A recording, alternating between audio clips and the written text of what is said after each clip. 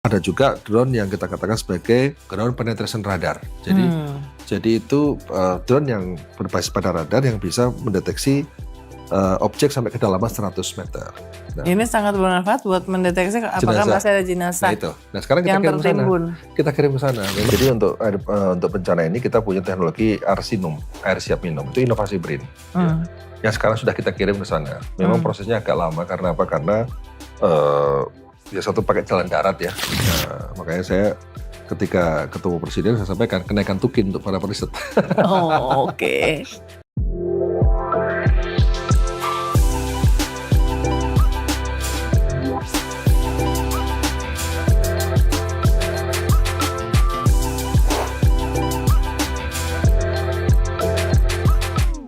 Hai Sobat Millennial Agency, apa kabarnya? Ketemu lagi dengan saya di program Real Talk with Uni Lubis. Dan seperti biasa, di program ini saya selalu mengajak kalian untuk berinteraksi, berkenalan meskipun secara virtual dengan narasumber yang bisa menjelaskan duduk perkara, kisah di balik layar, menginspirasi. Dan kali ini saya akan ngobrol dengan teman sekampus, yaitu Profesor Arief Satria, sebelumnya Rektor Institut Pertanian Bogor, dan tanggal 10 November baru saja dilantik menjadi Kepala Badan Riset Inovasi Nasional, BRIN. Prof. Arief, selamat. Terima kasih, Mbak.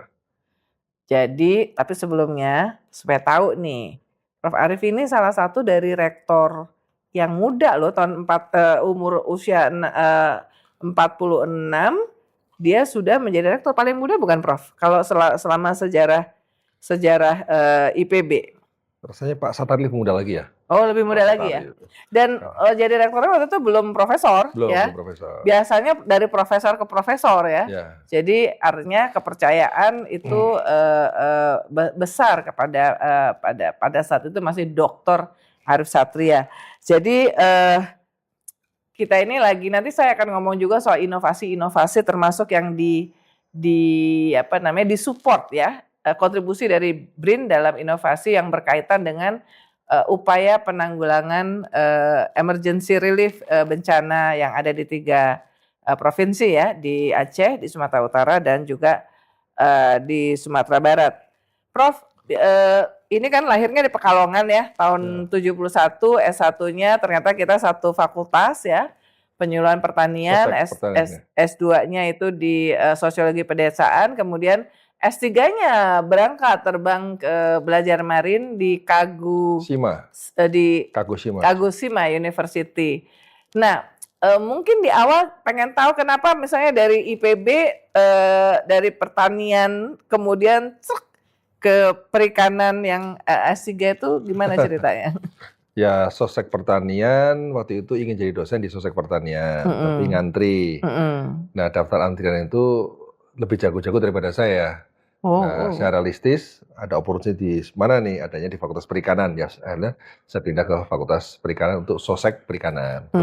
Sebagai dosen dulu? Sebagai asisten dulu di situ. Kemudian karena sudah nyemplung perikanan, ya sudah, akhirnya saya ambil S2 untuk sosiologi pesisir, ya, kemudian S3-nya kebijakan kelautan. Karena memang pada saat itu aspek-aspek sosial di bidang kelautan perikanan itu masih minim. Nah, sehingga kita ingin perkuat aspek sosial. Karena waktu itu kan orang bicara revolusi biru. Nah, kalau bicara revolusi biru kan tidak hanya bicara teknologi, tapi bagaimana menyiapkan masyarakatnya. Nah, sehingga saya mulai S2 mendalami aspek pengembangan masyarakat untuk masyarakat pesisir. Nah, baru S3-nya policy-nya untuk bidang kelautan. Dan selama menjadi rektor IPB itu jadi sangat-sangat menonjol prestasinya dalam riset, inovasi, teknologi ya. Waktu itu visinya kenapa kok bisa sampai seperti itu dan dapat banyak penghargaan, ranking nomor 1 ya untuk di bidang ini?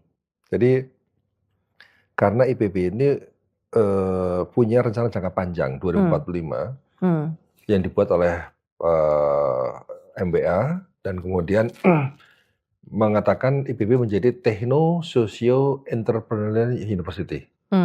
Nah, Techno Socio Entrepreneurial University itu tidak ada keterangan yang jelas. Nah, sehingga saya mencoba menafsirkan dari penamaan itu, karena tafsirannya waktu itu belum gamblang betul, saya mencoba menafsirkan dalam bahasa yang sederhana bahwa kita akan menjadi entrepreneurial university itu tidak biasa-biasa saja, karena harus berbasis pada inovasi. Sehingga inovasi-inovasi yang ada di dalam kampus itu harus didayagunakan, baik untuk kepentingan industri, maupun kepentingan masyarakat, maupun kepentingan policy. Nah, untuk inovasi yang bagus harus riset yang kuat.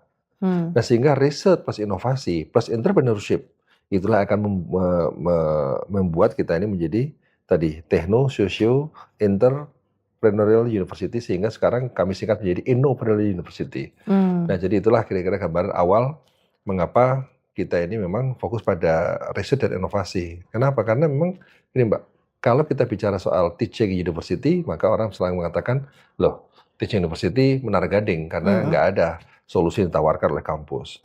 Menjadi riset university masih menara gading karena risetnya tidak berdampak. Nah, menjadi Innopreneurial University artinya sudah memastikan inovasi-inovasi yang kita miliki itu inovasi-inovasi memang membawa perubahan. Nah, itulah yang kita dorong agar inovasi IPB membawa perubahan. Kita menciptakan varietas yang begitu banyak. Kita punya 145 varietas. 15 varietas itu padi, dan padinya sudah terdistribusi ke berbagai wilayah, termasuk IPB 9G itu di 33 provinsi, IPB 3S di 26 provinsi. Sebenarnya inovasi-inovasi kita sudah benar-benar di masyarakat.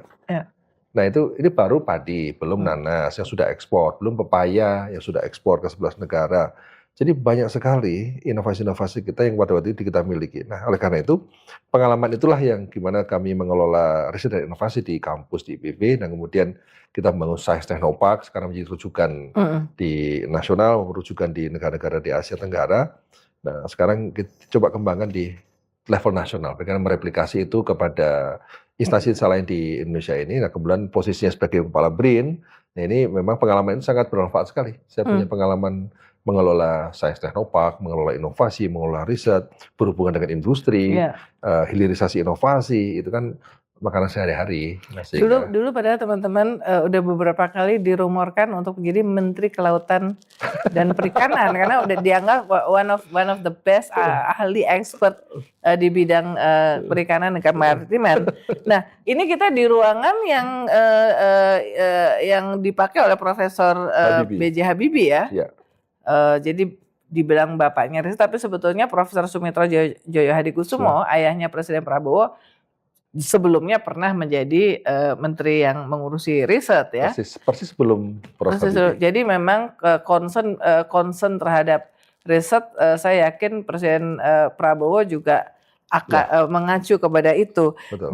Dan kayak ini loh, Pak Habibie itu kan pendiri dari Ikatan Cendekiawan Muslim Indonesia.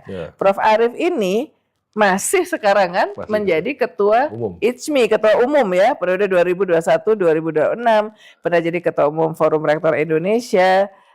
Jadi ada nyambung-nyambungnya. Nah, langsung kita lanjut lagi yang tadi. Jadi nyambung dari apa yang dikerjakan ketika di IPB dengan kemudian tanggung jawab sebagai kepala BRIN. Nah, dari segi itu misalnya 3 bulan pertama ini BRIN mau ngapain di bawah Prof Arief? Satu, ini kita ingin mengembalikan marwah periset ya. Bahwa periset itu adalah profesi yang mulia, profesi yang membanggakan, profesi yang bergengsi. Itu penting karena kita akan membangun institusi itu berbasis pada kepercayaan diri dulu. Jadi kalau periset sudah percaya diri itu modal awal. Nah, sehingga sekarang kita bangun adalah modal kepercayaan diri. Nah, kemudian yang kedua, kami sekarang terus melakukan konsolidasi baik secara horizontal maupun secara vertikal. Secara horizontal, karena kami yakin bahwa inovasi begitu banyak sekali, talent-talentnya bagus-bagus sekali. Nah, sekarang tinggal bagaimana percepatan pemanfaatan oleh kementerian, baik untuk program maupun untuk policy. Nah, saya sudah roadshow bertemu dengan 15 menteri lebih ya, ke kantornya, diskusi tentang tema-tema riset apa yang kira-kira 2026 akan bisa kita support untuk baik policy maupun untuk program pembangunan. Kemudian kita sudah ketemu dengan Danantara, sudah diskusi Pak Rosan terkait dengan inovasi-inovasi yang diperlukan untuk mensupport BUMN dan Danantara. Saya sudah bertemu dengan Kadin, sudah diskusi dengan Pak Anin. Jadi memang awal ini saya menjalankan konsolidasi nasional pada level horizontal ini, kemudian kedua adalah vertikal daerah. Karena kekuatan kita salah satunya daerah. Nah, daerah itu juga salah satu level di mana masalah-masalah kan pembangunan juga banyak di sana. Sehingga kita butuh periset yang bisa mendampingi daerah agar tercipta science-based policy di tingkat daerah. Kemudian inovasi-inovasi ada di daerah bisa dimanfaatkan oleh daerah. Jadi sekarang itu sebenarnya kita bangunkan ekosistem nasional. Jadi saya sebagai kepala BRIN tidak hanya ngurusin BRIN sebagai sebuah organisasi, akan tapi kita urusin adalah bangsa secara keseluruhan ekosistem. Sehingga kami pun harus koordinasi dengan Kementerian Dikti-Saintek sebagai mitra utama agar ya kita sama-sama membangun sinergi dan kolaborasi dalam riset dan inovasi itu. Sehingga kemudian yang ketiga, kita sekarang sedang mencoba untuk terus menata internal. Jadi internal memang harus terus kita konsolidasi, kita tata gimana menciptakan iklim yang kondusif di internal kampus supaya di internal BRIN kok kampus. Di internal BRIN supaya periset masih belum lebih dari 2 bulan. BRIN supaya periset-periset ya semakin bersemangat, semakin kreatif. Makanya sekarang kita ciptakan ekosistem baru di internal ini. Kemudian baru yang keempat, sekarang kita sedang menggagas Rumah Inovasi Indonesia.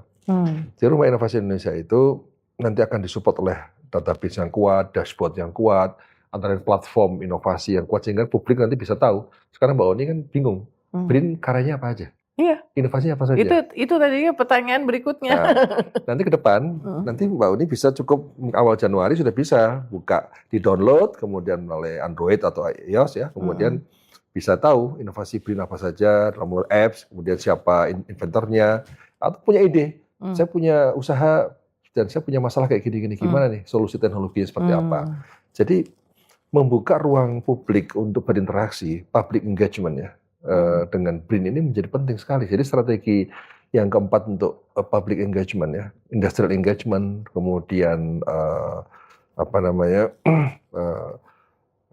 baik perguruan tinggi maupun mitra-mitra lainnya, stakeholder engagement. Saya kira ini hal yang paling penting. Karena apa? Disitulah kita pertama ketika kita akan berkarya kan berkolaborasi ya pasti harus terbangun trust dulu. Makanya sekarang saya lagi membangun trust. Jadi sehingga promosi-promosi inovasi menjadi penting agar orang percaya, oh BRIN ternyata karyanya banyak. Ternyata ada kerjaannya. Ternyata ya karyanya banyak. Nah, kemudian kedua, talentnya bagus-bagus, Pers itu bagus-bagus, kelas dunia Pers kita itu. Sehingga saya itu yakin optimis bahwa kita akan menjadi bangsa besar melihat kenyataan infrastruktur kita bagus. Kemudian periset kita bagus. Kemudian kita punya inovasi yang bagus. Ya. Nah, sekarang masalahnya adalah ekosistem. 2, dana. Nah, sehingga saya sekarang lagi berusaha untuk menaikkan dana riset di BRIN ini sebagai 4 kali lipat. Bukan 2 kali, 4 kali lipat kita naikkan. Dan saya dengan LPDP udah diskusi dan insya Allah 2026 4 kali lipat dana riset kita. Ya gimana kita mau menghasilkan inovasi yang wow kalau dananya tidak wow. Itu sudah hukum alam, nggak bisa dengan dana pas-pasan kemudian kita menghasilkan riset yang wow, nggak mungkin. Nggak bisa. Sehingga kita butuh komitmen pendana yang besar dan LPDP ya alhamdulillah kemarin rapat Dewan Penyantun dengan Menko PMK, Menteri Keuangan, Mendikti-Saintek, ya, Menteri Agama, kita sudah sepakati bahwa ini dana riset ke depan harus benar-benar diperkuat. Kalau engagement atau pertemuan dengan Presiden Prabowo yang pernah nggak secara khusus sebelum dilantik sebagai Kepala BRIN? Ketika beliau menyampaikan one on one belum. Saya belum. Tapi concern soal saya hanya bertemu di forum cohort ya di Kemenhan cohort 3. Kami ketemu lagi di forum rektor, kemudian forum di istana beberapa kali, di Ketua Ormas Keagamaan ketemu juga. Saya udah ketemu berarti 4-5 kali dengan beliau dan beliau memang selalu bicara tentang optimisme ya. Saya kira itu yang harus terus benar-benar kita terjemahkan dalam berbagai langkah polisi kita bahwa optimisme ini bangsa kita pasti menjadi bangsa besar. Salah satu pilarnya adalah memang kekuatan riset dan inovasi. Kita mau menjadi bangsa besar tanpa kekuatan riset dan inovasi ya berat. Makanya itulah Pak Prabowo pesan pada waktu setelah dilantik.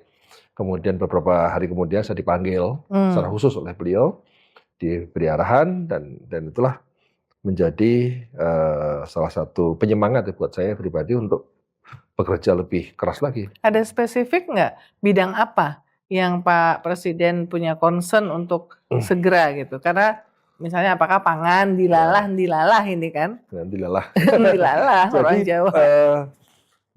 Pertama pangan. Jadi Pak Presiden mengatakan pangan yang sekarang harus difokuskan adalah pangan untuk protein. Protein hewani, ya protein nabati, tapi hewani yang untuk poultry, untuk ayam, kemudian untuk telur, kemudian susu, daging sapi, ya, kemudian juga ikan. Nah, jadi blue food itu menjadi salah satu hal penting yang beliau tekankan. Namun selain pangan, air, energi, beliau juga concern terkait dengan industri strategis. Jadi kami menyampaikan juga poin BRIN memiliki inovasi pesawat N219 yang sekarang sudah mulai diproduksi dengan PT DI dan sekarang lagi riset lagi untuk menjadi seaplane supaya bisa mendarat di air. Dan beliau sangat senang sekali mendengar bahwa inovasi-inovasi di industri strategis kita sudah berkembang. Kita sudah punya satelit 2026 akan di launching, ya. Produksi BRIN sendiri. Kita sudah punya kapal, ya. Sudah punya kapal riset ya. Kapal untuk bea cukai dari BRIN, desainnya semua. Dalam masuk industri kereta api, kita sudah masuk ke teknologi yang sudah dikembangkan di INCA ya, dan lain sebagainya. Nah, jadi industri strategis ini juga sesuatu yang harus terus diperhatikan karena itulah selama ini kita tergantung pada asing. Nah, sekarang kita akan bisa mandiri. Nah, sebenarnya mimpi ya beliau terkait dengan kemandirian teknologi ini saya kira menjadi sesuatu yang sangat penting. Kemudian yang ketiga, industri yang memiliki isu employment. Tekstil, sepatu, ya. Kemudian 3, elektronik. Nah, beliau concern soal 3 industri itu tolong dipikirkan nih supaya memiliki daya saing yang kuat, diproduksi oleh kita sendiri dengan teknologi kita. Makanya kan kalau kita bicara sepatu kan bicara tentang R&D-nya seperti apa supaya lebih safe, supaya lebih nyaman, ergonomis, tapi juga kualitas materialnya bagus kan berarti untuk material science kan teknologi itu kan lagi teknologi. Kemudian dari aspek industrinya dan apalagi untuk elektronik kan saya kira kita selama ini juga masih tergantung oleh banyak industri dari luar ya dan beliau sekarang ini elektronik kan apa karena menyerap banyak tenaga kerja. Jadi sehingga harus benar-benar diperhatikan. Nah jadi ya saya dipanggil kurang lebih 3 jam. Wow. Diskusi panjang lebar. Itu kalau 3 jam berarti beliau sangat menikmati. Ya. Meskipun belum menang dibanding sama ini pemretnya 14 jam terakhir. 14 jam. Ya, saya diskusi pada tapi yang beneran nama pemretnya cuma 6 jam. Sebelumnya kita diminta untuk ikut ratas, ikut ini MBG apa segala macam. Tapi itu kata apa namanya Seskap Teddy berarti Presiden menganggap pembicaraannya penting dan bermanfaat. Iya. Ya senang kita diskusi soal itu dan di luar dugaan beliau menyampaikan. Saya pikir tentu bicara industri strategis pastilah, kemudian pangan. Tapi bicara tentang industri sepatu, tekstil, kayaknya sesuatu itu kayaknya belum pernah ya. Baru dan itu beliau kan visioner betul ya, sehingga saya baru ngeh, oh iya benar ya. Dan ternyata memang industri sepatu kita butuh R&D kita yang kuat, Pak. Supaya itu sekarang nggak usah nyebut merek karena bukan sponsor ya, tapi sekarang tuh sepatu yang lagi sangat populer, sepatu olahraga, itu iklannya tuh menonjolkan teknologinya. Iya. Sehingga orang tuh mau pakai gitu. Jadi unsur bagaimana proses teknologi yang itu menjadi bagian gimmick marketingnya. Betul. Dan ya karena orang sudah bicara sekarang soal keselamatan, apalagi orang-orang usia di atas 50 tahun. Bicara tentang dampak sepatu terhadap saraf. Dampak sepatu terhadap lutut. Ya kalau ininya kecil, tipis, kemudian R&D-nya nggak kuat, komponennya dan sebagainya kombinasi materialnya itu nggak nyaman, kemudian kaki bisa sakit. Betul. Jadi bahkan kalau kita lihat, saya karena kuliah di Jepang ya dulu banyak lihat TV itu diwanti-wanti jangan sampai kalau pakai sepatu itu tidak seimbang. Misalnya yang satu sudah rusak, yang satu masih benar. Jangan pakai dua-duanya. Dulu kita kan masih rusak ya pakai sedikit lah nggak apa-apa lah. Satu udah tipis, satu lagi masih tebal.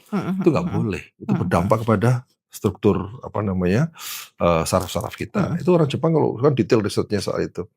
Makanya riset soal sepatu ini hal yang kecil tapi ternyata saya baru sadar, baru saya pikir kan, oh Jadi benar itu ya. yang bisa bermanfaat secara luas. Betul. Produk yang Iya. dimanfaatkan secara luas oleh masyarakat ya. Masyarakat secara luas dan kemudian proses produksinya melibatkan masyarakat yang luas juga. Iya.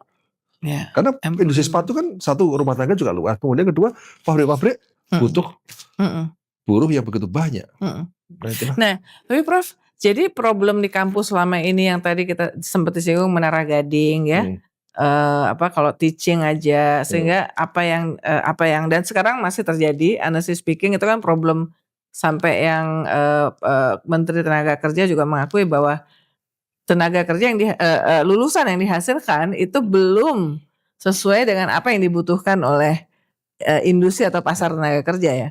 Kalau dalam soal riset inovasi kan juga classic question itu adalah ini yang dilakukan oleh lembaga riset either itu di universitas ataukah di lembaga seperti ini nyambung nggak sih dengan yang dibutuhkan oleh industri? Kenapa kok industri malah milihnya building their own atau bahkan mengadopsi dari luar? Nah, kira-kira BRIN ke depan mestinya harusnya nggak seperti itu ya? Justru kita ingin mendorong bahwa invensi-invensi yang kan invensi itu ada yang TRL itu technological readiness level. Itu tingkat kesiapan teknologi untuk masuk pasar. 1 sampai 9. Ya. Jadi kalau 1 sampai 3 itu masih basic science. 3, 4 sampai 6 itu ya semi applied. Tapi begitu sampai 8, 9 berarti sudah siap komersial. Nah, riset kita tuh kebanyakan kan sampai 7, sampai 6 tanggung. Jadi swasta itu mau lihat, ini masih butuh riset lagi deh, tambahin lagi. Nah, kadang-kadang swasta nggak mau invest di bidang R&D-nya. Maunya dia licensing aja, sudah saya ini aja lah. Saya beli aja teknologinya gitu. Nah, sehingga kita sekarang di BRIN baru tadi saya diskusi itu. Kalau memang kayak gitu ya satu program matching fund, kalau swasta mau terlibat boleh di ujung. Tapi kalau enggak ya kita biayai semuanya, risetnya kita biayai sampai ujung, sampai benar-benar komersial, kemudian baru kita jual. Tapi yang kita biayai pun tentu kita valuasi. Valuasi dalam arti pasar kira-kira responnya seperti apa.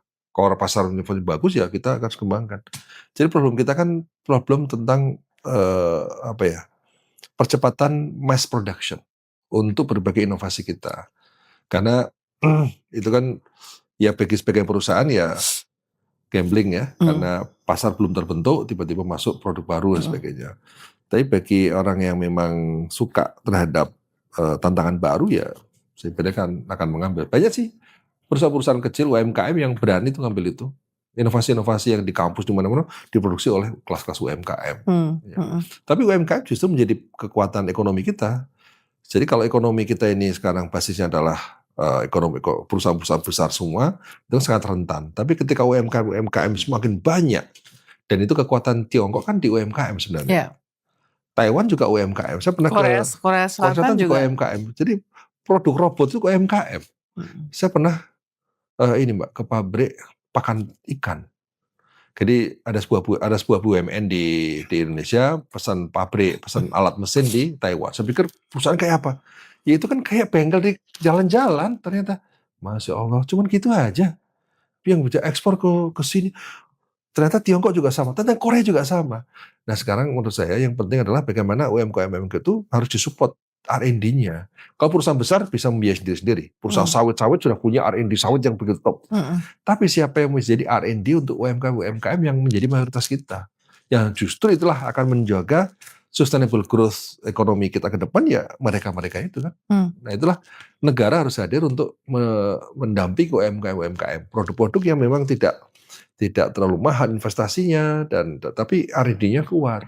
Nah itulah kita searahkan ke sana untuk BRIN. Kita karena lagi bencana sekalian nih bencana. Jadi sekarang masuk fase kedua ketika melampaui minggu kedua.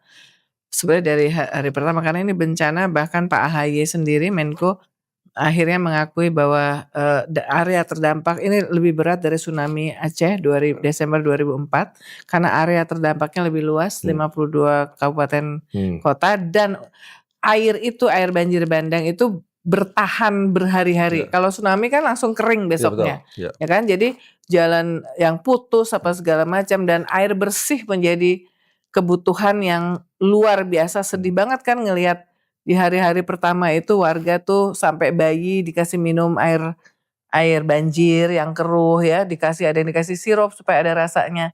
Nah, gimana support teknologi kita untuk pengolahan air bersih untuk di saat bencana? Ya, jadi untuk bencana ini kita punya teknologi Arsinum, air siap minum. Itu inovasi BRIN. Ya. Yang sekarang sudah kita kirim ke sana. Memang prosesnya agak lama karena apa? Karena ya satu pakai jalan darat ya, jalan darat. Jadi itu besar gitu ya satu mobil. Ukurannya. Untuk 10.000 liter per hari. 10.000 liter per hari. 10.000 liter per hari. Jadi dari air keruh itu minum. bisa? Untuk air minum. Enggak, itu bagusnya itu modelnya dari air yang banyak keruh dari air yang keruh itu bisa langsung. Bisa.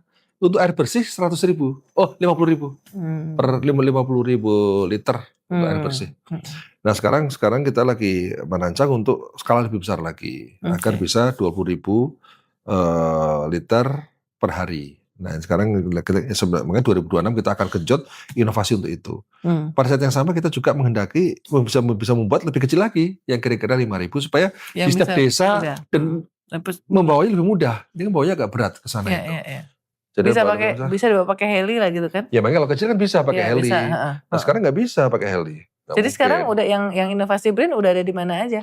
Ada di Tapanuli Tengah, kemudian di Aceh Tamiang. Aceh Tamiang. Ya, itu ada di tiga tempat ya yang kita taruh itu. Nanti saya Sabtu ke sana untuk ini. Oh, jadi itu diserahkannya yang mengelola siapa? Yang mengoperasikan? Kita dari sana. Oh, langsung dari tim dari BRIN. BRIN sana.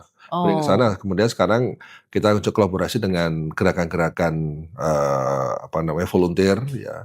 Ada kitabisa.com dan sebagainya. Sekarang sudah mulai dialog untuk ini agar ternyata banyak publik yang tertarik untuk bukan membantu dalam bentuk eksekutif. Karena sangat dirasakan. Sangat dirasakan manfaatnya. Nah, ini memang kita berharap bisa semakin banyak dan setiap provinsi punya, setiap daerah punya. Kalau itu akan sangat bagus sekali, Pak. Karena apa? Begitu ada problem apapun, kita sudah punya instrumennya untuk menyelesaikan itu. Ya. Nah, lalu soal ini, saya dengar drone yang bisa mendeteksi itu. Ya. Itu juga inovasi BRIN ya, yang mungkin belum banyak yang tahu. Ya, BRIN memang punya inovasi satu drone alap-alap ya, drone yang bisa ketinggian 10.000 kaki, kemudian sampai jangkauan 100 km ya, dan dia bisa bolak-balik gitu ya, artinya bisa sampai 6 jam tentunya durasinya. Ini drone yang saya kira kita kirim untuk satu kepentingan rekonstruksi. Jadi misi kami ke lokasi bencana itu adalah untuk misi rekonstruksi karena sekarang kan tanggap darurat. Nah, setelah tanggap darurat ini kan rekonstruksi masih panjang. Sehingga kita harus bagi-bagi tugas. Sehingga pertama untuk drone ini kan kami menggunakan drone alap-alap, ada juga drone yang kita katakan sebagai ground penetration radar. Jadi itu drone yang berbasis pada radar yang bisa mendeteksi objek sampai kedalaman 100 meter. Nah, ini sangat bermanfaat buat mendeteksi apakah masih ada jenazah. Nah, itu. Nah, sekarang kita kirim ke sana. Kita kirim ke sana. Memang lagi-lagi transport ke sana memang tidak mudah ya. Sehingga apalagi listrik juga belum untuk baterai dan sebagainya. Sehingga kita memang benar-benar mempersiapkan semaksimal mungkin. Ya memang belum ideal, akan tapi ya inilah salah satu produk yang bisa kita bawa ke sana. Meskipun sejak bencana terjadi, ya BRIN sudah berperan karena menyediakan citra satelit. Jadi kami memang tidak punya hak untuk berbagi ke publik.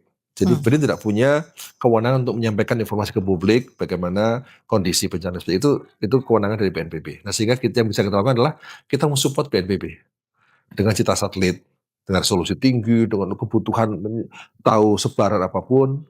Nah, kemudian kita kirim juga untuk ke BMKG, kita kirim juga ke BIG, kita kolaborasi dengan mereka.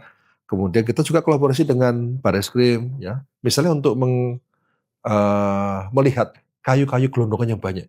Itu kayu alami atau kayu hasil tebangan. Itu kan harus ada uji forensik. Nah, itu kan bisa ya? Bisa. BRIN punya inovasinya? Ada inovasinya. Sudah dilakukan? Sudah sedang dilakukan. Kan itu kan kita baru di lokasi, kemudian disamplingin dibawa ke sini, dilihat.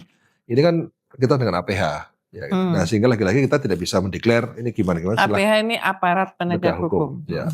Jadi itu BRIN memberikan data-data, BRIN memberikan ini. Sehingga BRIN memang murni di belakang layar. Soal bencana ini BRIN di belakang layar. Kami menyediakan data-data, analisis, kemudian menyebar masalah dan juga kondisi air kondisi. Tapi air itu penting banget. Ya. Sangat-sangat dibutuhkan. Nah, kemudian berikutnya lagi ya memang tentu riset juga terus jalan juga di lokasi. Sekarang banyak peneliti yang turun di lapangan untuk riset juga. Karena untuk memahami penyakit menular kan pasca 7 hari kan penyakit mulai berkembang. Nah, sehingga tim kesehatan kita, ahli epidemiologi kita lagi turun untuk melihat kondisi penyakit menular seperti apa. Nah, sehingga memang yang penting bagi kita adalah ini bagi-bagi tugas nih. Tanggap darurat itu betul berat sekali. Tapi rekonstruksi juga berat. Makanya sekarang BRIN jika sudah di belakang, sekarang kita kerja keras lagi untuk tahap rekonstruksi. Nah, sehingga data-data kita sampaikan ke BNPB termasuk ke Menko PMK. Sekarang koordinator Menko PMK kan untuk masalah ini. Kemarin rapat koordinasi dengan Menko PMK dan seluruh menteri. Kita membahas soal apa-apa nih harus segera dituntaskan untuk rekonstruksi. Jadi bencana maksudnya jadi kayak semacam laboratorium hidup buat semua peneliti terkait untuk bisa merumuskan solusi supaya kalau terjadi lagi itu bisa penanganannya lebih baik ya. Ya, selama ini memang di BRIN ada pusat riset untuk bencana geologis. Nah, sekarang kita arahkan pusat riset tidak hanya geologis, namanya akan kita rubah. Pusat riset kebencanaan, karena kan bencana tidak hanya aspek geologis, tapi juga aspek kesehatan. COVID kemarin makanya kesehatan, bencana kan? Kesehatan, kemudian aspek sosial, aspek ekonomi, itu kan lintas disiplin, interdisiplin. Makanya sekarang kita akan coba mengembangkan institusi pusat riset kebencanaan di BRIN ini untuk mengkaji sebagai disaster studies ini kan menjadi tren yang memang sudah di dunia negara maju sudah menjadi bidang tersendiri yang menjadi kajian. Nah, jadi sekarang betul sebagai living lab. Sebagai living lab, laboratorium hidup. Ya saat ini memang mestinya, ya itulah di sini kita melakukan riset juga. Teman-teman sambil saya menyediakan data, sekali data kita dapatkan, kita riset lagi dan sebagainya. Nah, sehingga kita pun sekarang sudah menyiapkan policy brief untuk pemerintah. Apa sih kira-kira akar masalahnya apa, kemudian mengapa terjadi, kemudian solusinya apa, kita sudah ada paper yang kita kirim. Nah, tadi waktu di awal Prof. Arief kan salah satu yang prioritas itu adalah membangkitkan kembali the pride of researcher ya. Dan terus kalau udah kayak gini ngomongin gaji nih, ya kan? Karena banyak orang-orang pinter, kita ini kan brain drain ya. Justru orang Indonesia yang pinter-pinter merasa bahwa tidak dihargai, termasuk yang mungkin dulunya istilahnya dulu termasuk teman-teman aku yang sempat dapat beasiswa zamannya Pak Habibie gitu kan, akhirnya banyak yang juga memutuskan untuk tidak kembali ya kan, even jadi dosen pun di universitas di luar negeri gajinya lebih gede ketimbang di Indonesia ya, researcher juga. Nah ini gimana nih, apakah itu juga menjadi hal yang menjadi prioritas? Oh iya, itu tentu. Makanya saya ketika ketemu presiden saya sampaikan kenaikan tukin untuk para periset. Oke. Beliau setuju. Oke, alhamdulillah. Jadi setelah kita juga di BRIN ini akan kita naikkan tunjangannya, dan itu ya bagi periset signifikan lah kenaikan ini. Nah, namun yang juga penting untuk dipahami adalah bahwa sebenarnya dunia periset itu dunia yang unlimited. Karena ini kan basisnya adalah creativity dan imajinasi. Jadi kekuatan riset itu kekuatan imajinasi kan, merawang, membayangkan, dan itu dunia kreatif dan creativity is unlimited. Sehingga sebenarnya banyak hal yang bisa kita kerjakan. Dan dengan semakin banyak hal yang kita kerjakan ini, sebenarnya juga semakin besar pula opportunity kita untuk mendapatkan revenue stream baru, penerimaan baru buat kehidupan kita, buat siapapun. Karena apa? Begitu periset punya inovasi yang bagus sekali, kemudian punya paten, punya nilai tinggi sekali, kaya. Pak Habibie luar biasa kayanya. Karena apa? Karena patennya. Jadi sebenarnya periset itu bisa mendapatkan dana yang unlimited. Mungkin yang udah pernah, yang contoh-contoh sukses story seperti itu yang perlu ditonjolkan, sehingga menginspirasi ya. Betul. Nah sekarang saya baru belum sebulan nih jadi malah ini baru mau mencari role model. Bagi periset yang memang sukses juga patennya, kemudian juga sukses untuk ada juga yang paten kemudian dibisniskan juga kan bagus juga dia sebagai owner dari sebuah lembaga. Dan banyak di luar negeri itu periset itu profesor-profesor kaya-kaya karena bukan dari gaji. Karena gini, gaji profesor di perguruan tinggi tetap aja standarnya rendah dibandingkan profesi lain. Coba Mbak Uni pergi ke Amerika, perumahan-perumahan dosen Amerika sama dengan dosen di mana, di kampus-kampus di Indonesia sama. Kelasnya untuk dibandingkan dengan kita lebih tinggi, tapi dia dibandingkan dengan pegawai bank, dengan direktur bank tetap aja jauh banget. Jadi saya di Jepang juga sama sebenarnya. Jadi status ini memang status yang di negara manapun dari sisi remunerasi ya memang ya tidak setinggi banget, enggak. Akan tapi tadi opportunity sebenarnya banyak. Tadi kalau menghasilkan riset yang lebih wow, bisa menghasilkan royalti yang besar, itu kan sesuatu yang sangat-sangat mungkin itu. BRIN itu total karyawannya berapa? Termasuk dan berapa per riset? Sekitar 15.000, per riset 8.000. Oh, dari 15.000 total. Risetnya 8.000 ya. Oke. Mungkin ini pertanyaan terakhir Prof. Arief. Gimana engage dengan milenial Gen Z berkaitan dengan riset dan inovasi, dan seberapa mereka bisa ya engage dengan BRIN, karena mungkin saya nggak tahu apakah selama ini BRIN ada engagement dengan milenial Gen Z, karena ya generasi mereka terutama Gen Z ada generasi yang sangat kreatif itu tadi. Kita ada Indonesian Research Innovation Fair. Itu adalah hibah kompetitif untuk anak-anak muda, mahasiswa. Untuk riset untuk skripsinya, S1, S2. Nah sekarang kita dengan Menteri Dikdasmen saya lagi mau bicara tentang SMA. Kan dulu ketika kita masih SMA kan ada LKIR, Lomba Karya Remaja. Dulu tuh hebat banget tuh kalau bisa ikut itu ya. Saya dulu juga ikut ngirim tapi gagal. Iya. Tapi itu sempat ketat banget itu. Oh iya, ketat banget, dan Pak Andi Hakim kan dulu mendapatkan banyak mahasiswa talent bagus dari situ. Saya juara, tarik. PMDK ya kan? PMDK gitu. Nah sekarang itu memang saya sekarang lagi ingin bicara dengan Menteri Dikti-Saintek dan Menteri Dikdasmen terkait dengan soal talent development untuk calon-calon periset masa depan. Nah sehingga jadi satu yang pertama kali akan kami bidik adalah Sekolah Garuda. Ya. Dengan Sekolah Garuda orang talent-talentnya bagus-bagus itu, kemudian sekolah S2, S3, tapi kalau dari sekarang kita sudah bisa menemukan talent unggulnya adalah dia akan menjadi periset, maka kan kira-kira butuh waktu kurang lebih sekitar 10 tahun lagi mereka akan kembali. Ya kan, 4 tahun S1, 2 tahun S2, 6 tahun, 4 tahun, 3-4 tahun S3, 10 tahun. Pergi, balik sini. Kalau ekosistem nggak dibangun dari sekarang, tadi kasusnya, mau pulang ngapain?